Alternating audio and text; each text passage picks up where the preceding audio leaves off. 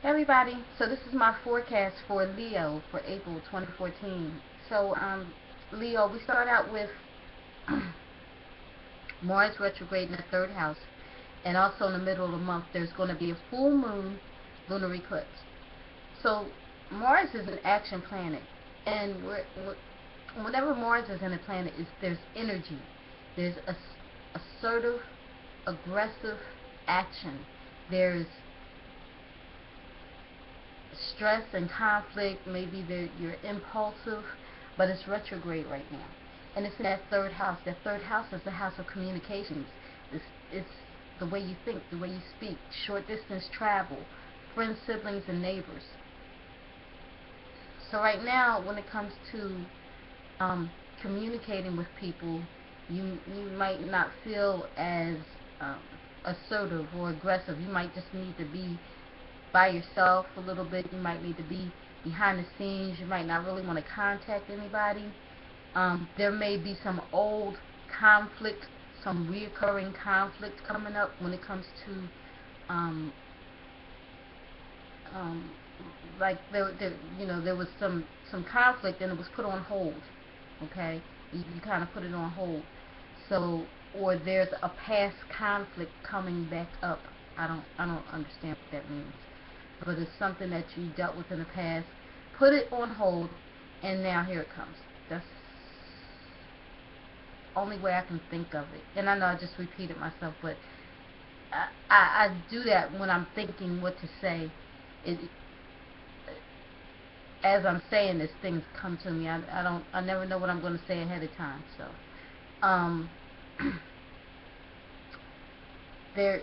So right now, there's maybe you're kind of easing up on that stress a little bit because Mars is not really active right now, but I don't I don't know if things are like you're rethinking or replanning something right now, um, trying to deal with whatever situation it is, whatever conflict it is. You there's some rethinking, some replanning. Maybe the where there was short distance travel may not be as much right now. Everything just might be on hold just for a little bit until May. Then when May comes around, Mars will go back direct again. That's when the action and everything comes back in. So, all right, and then we go to the fourth house. Saturn is there in the fourth house, but it's retrograde also. So, fourth house is home, family, property, roots, generations, the past. Saturn is the teacher. It's lessons. You learn lessons. It's about commitment, responsibility, um, uh, obligations. Um, so maybe rethinking the obligations, and you may be thinking about moving. Like you're rethinking things with home, with family, with property. So more so with family, with property. It's like you're moving. Maybe re there may be some rebuilding or reconstruction going on around your home. Um, just maybe want to move. You kind of little less on the priorities with this property because you may be thinking about moving somewhere. You just want to rebuild or just do something somewhere else with another property. So maybe moving or thinking, at least really thinking about moving. Okay, then we go to the sixth house.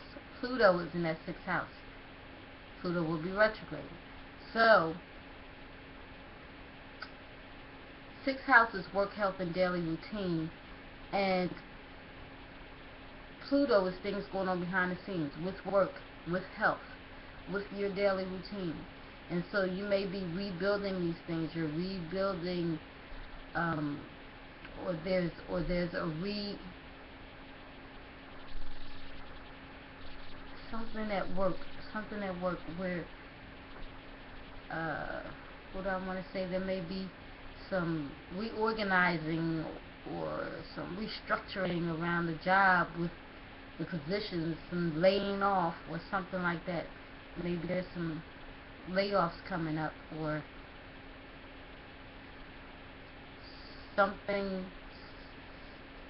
some responsibilities or obligations around the job being put on hold. There's this restructuring around the plant, around the job, or something like that. I don't know.